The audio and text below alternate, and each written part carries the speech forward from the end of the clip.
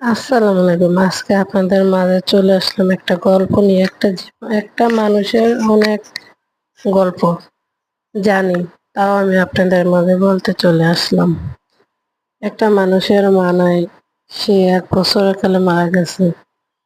সে তার আমার কাছে তার অনেক দুঃখ প্রকাশ করছে, না বললেই না। কিন্তু তার দুঃখ শুনে আমারই নিজের অনেক কান্না পেয়েছে, কষ্ট পাইছি। কিন্তু কি করার, কিচ্ছু করার নাই আমার। ভাগ্য মানুষকে এতটা পরিবর্তন করে দেয় সময়ের সাথে সাথে, সেটা বলার বাহিরে। ভাগ্য মানুষকে কোথায় থেকে কোথায় নিয়ে যায়, এটা কেউ জানে না, কেউ বলতে পারবে না। সে মেয়েটা আজকে অনেক বড় হয়ে গেছে। তার বয়স এখন না হলো 25-33, কিন্তু সে তার ওই জীবনের অতি কষ্টের দিনগুলা বলতে পারেনি। কিন্তু অনেক মানুষে ভুলে গেছে তার কথা, কিন্তু সে বলে নাই। তার জীবনের অনেক কষ্টের কথা আমাকে বলছে, কোথায় থেকে কিভাবে কোথায় আইসা হচ্ছে।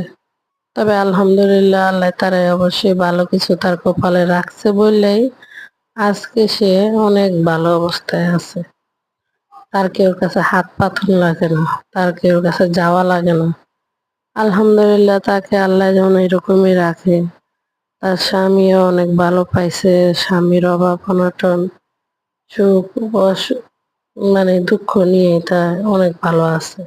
সে নিজের মুখের কথা বা মানুষ এক সময় গরিব থাকে, এক সময় বড় লোক হয়, কিন্তু আমি সর্বসময়ই গরিব। তখন আমি বলছি, আপনি তো এখন ভালোই আছেন, এখন আপনার স্বামী আছে, বাড়ি আছে, ঘর আছে, দুয়ার আছে, টাকা পয়সা সবকিছু আছে, তাহলে আপনি কেন এই কথা এখন বলেন?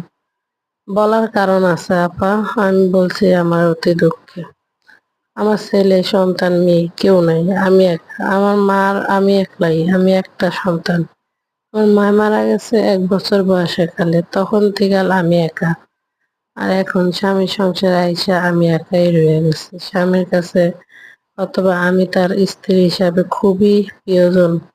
কিন্তু আমার কাছে আমি একা, কারণ সন্তান না থাকার যন্ত্রণা আমাকে তিলে তিলে পুরে পুরে খায়।